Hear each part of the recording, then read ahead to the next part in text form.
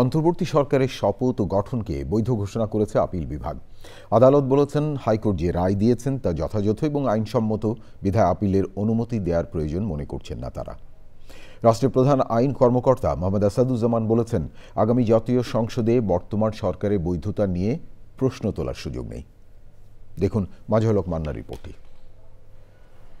2024-এর 5ই August বিচারপতিরা আশ্রয় নিয়েছিলেন সেনানিবাসে। ফলে সংবিধানের 106 অনুচ্ছেদ অনুসারে সরকার গঠনের বিষয়ে রাষ্ট্রপতির রেফারেন্সে তাদের মতামত দেওয়ার সুযোগ নেই। এতে সরকারের শপথ ও গঠন অবৈধ হয়েছে এমন যুক্তিতে রিট করলে হাইকোর্ট তা খারিজ করে দেন।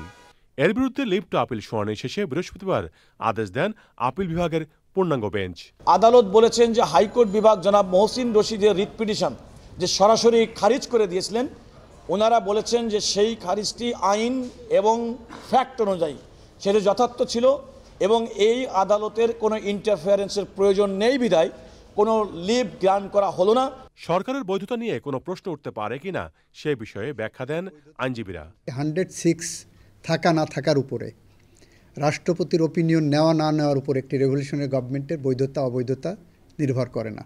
বর্তমান সরকারের বিভিন্ন কর্মকাণ্ড, বিশেষ করে 3টা ম্যান্ডেট, নির্বাচন, বিচার এবং সংস্কার সম্পর্কের বৈধতার ব্যাপারে আর কোনো প্রশ্ন থাকবে না। গত বছরের ডিসেম্বরে রিটটি দায়ের করেন সিনিয়র আইনজীবী মহসিন রশিদ। পরে ওই রিট খারিজ করে দিলে চলতি বছরের 2রা ডিসেম্বর লিভ টু আপিলের শুনানি শুরু হয়। মাজহারুল হক মান্না, চ্যানেল আই, ঢাকা।